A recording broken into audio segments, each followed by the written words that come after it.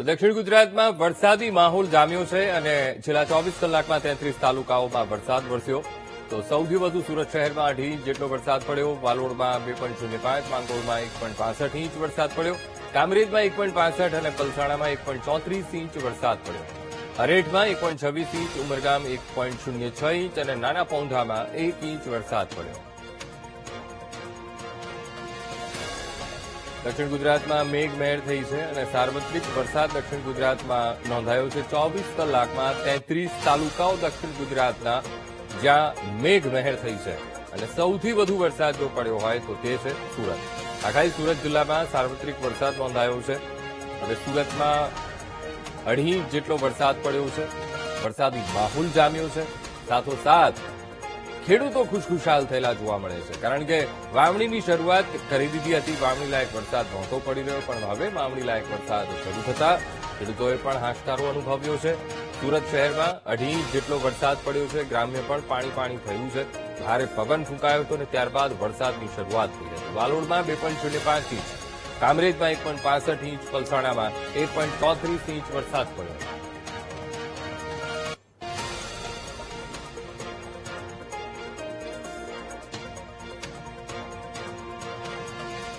દક્ષિણ ગુજરાતમાં મેઘરાજાની ધમાકેદાર એન્ટ્રી અને નવસારી શહેર અને જિલ્લામાં ધોધમાર વરસાદ પડ્યો. સાથે જ વહેલી સવારથી શહેર અને જિલ્લામાં વરસાદ ખાબક્યો છે. તો ભારે વરસાદને કારણે રસ્તા પર પાણી વહેતા થયા હતા. વાવણી લાયક વરસાદ થતા ખેડૂતોમાં પણ ખુશીનો માહોલ જોવા મળ્યો.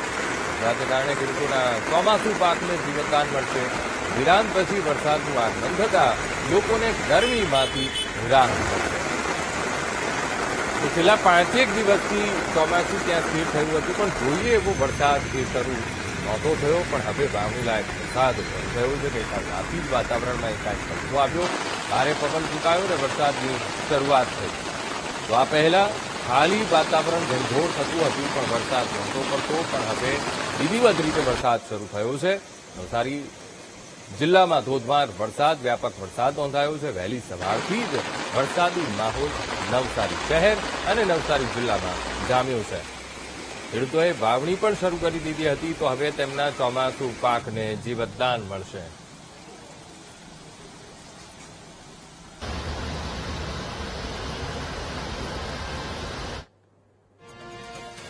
તો નવસારી શહેર અને ગ્રામ્ય વિસ્તારમાં ધોધમાર વરસાદ. લુન્સીકુઈ ટાવર સ્ટેશન રોડ અને જૂના થાણા વિસ્તારમાં પણ વરસાદ પડ્યો. છાપરા રોડ, તિઘરા રોડ, જલાલપોર અને એરુજા રસ્તા પર પણ ભારે વરસાદને કારણે અનેક વિસ્તારોમાં જળભરાવની સ્થિતિ પણ બની. જલારામનગર અને વિજલપુરમાં પાણી ભરાવાની સ્થિતિ પેદા થઈ. રસ્તા પર પાણી ભરાઈ જતા વાહન ચાલકોને પણ હાલાકી વેઠવાનો વારો આવ્યો. નવસારીના અમે આપને આ દ્રશ્યો બતાવી રહ્યા છીએ. નવસારી શહેરમાં સાર્વત્રિક વરસાદ નોંધાયો છે અને કેટલાક નીચાણવાળા વિસ્તારો કે જ્યાં જળભરાવની સ્થિતિ પણ ઊભી થઈ છે. હવે જળભરાવ થતા લોકોને હાલાકી પણ પડી અને સાથે સાથે પ્રી મોન્સૂનની કામગીરી સામે સવાલ પણ ઉભા થયા. જે વરસાદની આતુરતાપૂર્વક નવસારી શહેરમાં રાહ જોવાતી હતી એ વરસાદ આજે સવારથી જ વરસી રહ્યો છે. મુશળધાર વરસાદને લઈને નવસારીના અનેક વિસ્તારોમાં પાણી ભરાયા છે. આપણે આવી પહોંચ્યા છે વિજલપુર વિસ્તારમાં. વિજલપુર વિસ્તારમાં થોડો વરસાદ વરસતાની સાથે જ સોસાયટીઓમાં પાણી ભરાઈ જવાની ઘટના બની છે. સાથે જે કંઈક વાહન ચાલકો છે, વાહન ચાલકોને અહીં અગવડતા પડી રહી છે. નોકરિયાત વર્ગ પણ અહીંથી આવન જાવન કરતો છે. તેને જે કંઈક ભારે હાલાકીનો સામનો કરી રહ્યા છે. આ એક રિક્ષા આવી રહી છે. રિક્ષાને જોઈ શકો છો કે પાણીમાંથી રિક્ષાએ પહેલા વરસાદમાંથી જ પસાર થવું પડ્યું છે. એટલે કે મહાનગરપાલિકાની જે કંઈક કામગીરી છે એ કામગીરી સામે પણ એક મોટો સવાલ ઉભો થયો છે. ત્યારે હજી જિલ્લામાં વરસાદ વરસી રહ્યો છે અને ખેડૂતો પણ ખુશખુશાલ થયા છે, પરંતુ હજી વાવણી લાયક જે કોઈ વરસાદ વરસવો જોઈએ એ વરસાદની ખેડૂતો આતુરતાપૂર્વક રાહ જોઈ રહ્યા છે. જો કે વિધિવત રીતે આજે નવસારી શહેરમાં વરસાદની શરૂઆત થતા ખેડૂતોમાં ખુશાલ છે. તો જે કંઈક શહેરી વિસ્તારમાં લોકો જે કંઈક વાહન વ્યવહાર છે, વાહન વ્યવહાર સાથે નોકરિયાત વર્ગને અગવડતાનો સામનો કરવો પડી રહ્યો છે. Rakesh Solanki, BTV news, Navsari.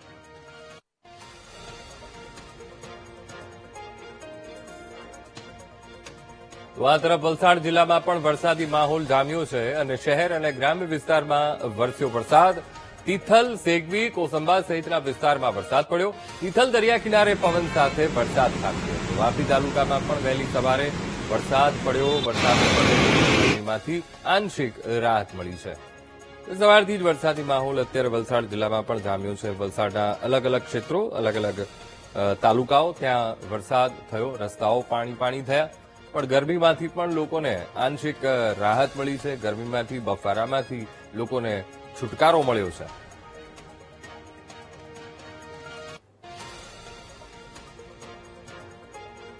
તો આ તરફ અમરેલી જિલ્લામાં પણ વરસાદી માહોલ જામ્યો છે. રાજુલા, જાફરાબાદ સહિતના પંથકમાં વરસાદ અને જાફરાબાદના ગ્રામ્ય વિસ્તારમાં વરસાદ વરસ્યો.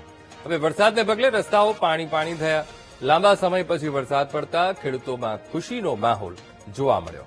તો અમરેલી જિલ્લામાં પણ વરસાદ નોંધાયો છે અને ખાસ કરીને રાજુલા, જાફરાબાદનું જે આખો પંથક છે, કોસ્ટલ એરિયા, ત્યાં વરસાદનું જોર એ વધારે વિશેષ પ્રમાણમાં જોવા મળ્યું. હવે અહીંયા પણ ખેડૂતોએ વાવણીના મંડાણ માંડી દીધા હતા. ત્યારે આ વાવણી લાયક વરસાદ પડતા ખેડૂતોમાં પણ ખુશીનો માહોલ જોવા મળ્યો છે.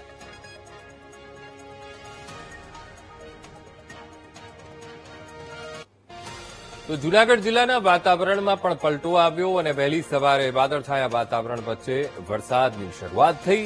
ગિરનાર સહિતના વિસ્તારમાં ધીમી ધારે વરસાદ પડ્યો છે. આહલાદક દ્રશ્યો પણ કેમેરામાં કેદ થયા. વરસાદનું આગમન થતા લોકોને ગરમીમાંથી રાહત મળી છે. સાથે સાથે તળેટીમાં પણ અદભુત નજારો જોવા મળ્યો. ગિરનાર ઉપર પણ એક અદભુત વાતાવરણ જોવા મળ્યું.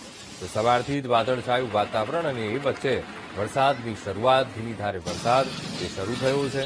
આ પહેલા ત્યાંના લોકો ગરમી અનુભવી રહ્યા હતા. બફારો ખૂબ હતો અને જેના કારણે હવે આ વરસાદ પડતા ગરમીમાંથી આંશિક રાહત મળી છે. જૂનાગઢમાં પણ વરસાદી માહોલ જામ્યો છે અને જ્યારે આ પ્રકારનો માહોલ જામતો હોય છે ત્યારે લોકો તળેટી પર જવાનું વિશેષ પસંદ કરતા હોય છે. ગિરનાર ક્ષેત્રમાં જવાનું પણ પસંદ કરતા હોય છે.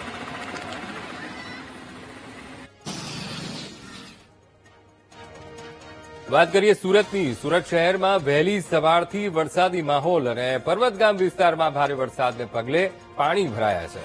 રસ્તા પર નદીની જેમ વરસાદી પાણી વહેતા થયા હોય તેવા દ્રશ્યો કેમેરામાં કેદ થયા. ઠેર ઠેર પાણી ભરાયા છે. ત્યારે પાણી ભરાતા સ્થાનિકોને પણ ભારે હાલાકીનો સામનો કરવો પડ્યો.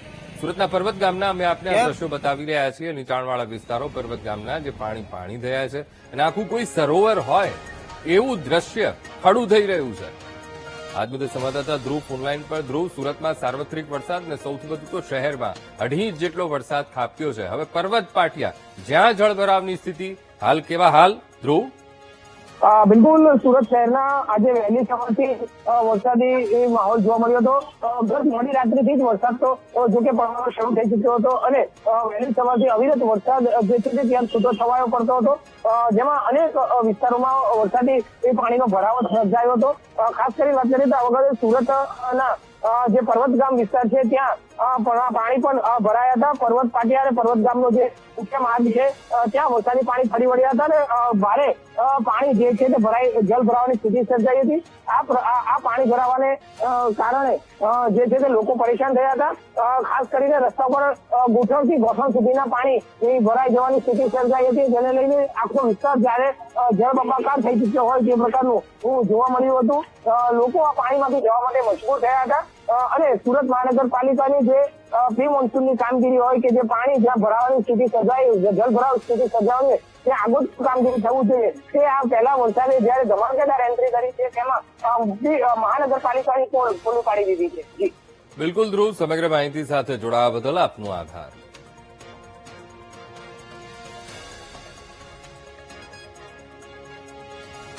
તો સુરત જિલ્લામાં ધોધમાર વરસાદને કારણે વરસાદી પાણી ભરાયા છે અને ગાજવીજ સાથે ધોધમાર વરસાદને કારણે કિમચાર રસ્તા પાસે પાણી ભરાયા.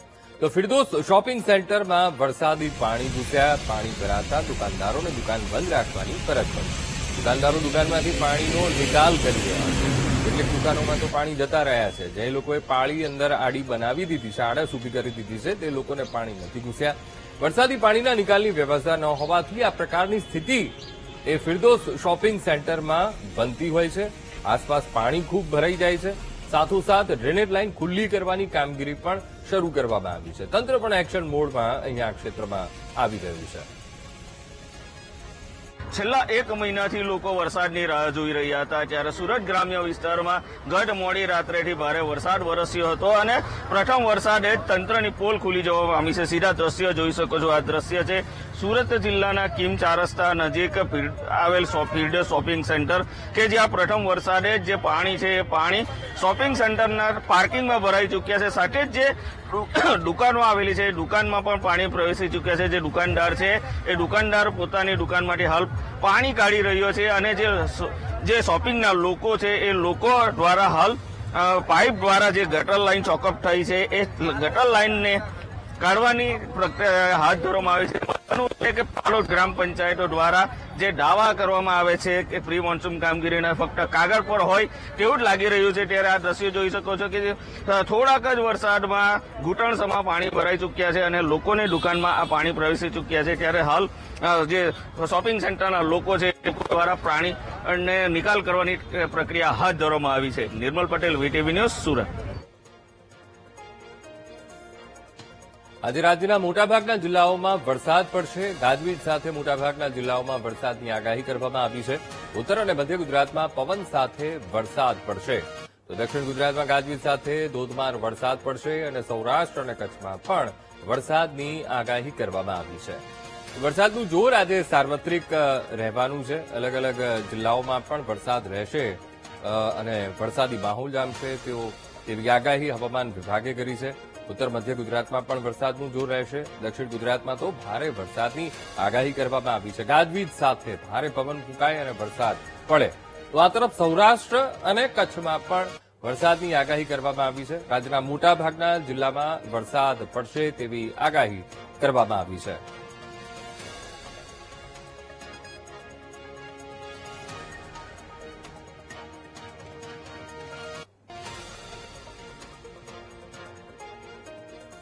તો આજે દક્ષિણ ગુજરાતમાં તો વરસાદી માહોલ જામ્યો જ છે, પણ સાથોસાથ હવે રાજ્યના હવામાન વિભાગે આગાહી કરી છે કે સાર્વત્રિક વરસાદ પડશે, એટલે કે અલગ અલગ જિલ્લાઓમાં મોટાભાગના જિલ્લાઓમાં વરસાદનું જોર આજે રહેવાનું છે.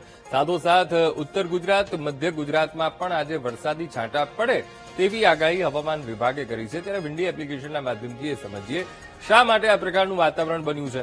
હવે અહીંયા દેખાય છે, થોડુંક હું તમને સમજાવીશ કે એક તરફ ચોમાસું અહીંયા જામ્યું છે, અહીંયા સુધી ચોમાસું હતું ગુજરાતનું, અહીં થઈને આ રીતે આગળ વધે છે. હવે અહીંયા બધી સિસ્ટમ, એ વેધર સિસ્ટમ એ શરૂ થઈ ગઈ છે, જેના કારણે ચોમાસાને બળ મળ્યું અને એ અત્યારે અહીંયા અને સાથોસાથ સૌરાષ્ટ્રના કેટલાક ભાગોમાં અસર કરી રહ્યું છે. એટલે કે વરસાદનું જોર અહીંયા જોવા મળી રહ્યું છે.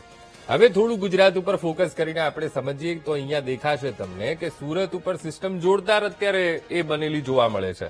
અને આમે સુરત શહેરમાં સૌથી વધુ વરસાદ એ પડ્યો છે.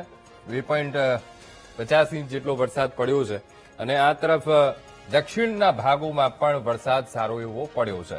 હવે અત્યાર સુધી હતું એવું કે ચોમાસું અહીંયા સુધી સ્થિર હતું, પણ જોઈએ એવો વરસાદ પડતો નહોતો.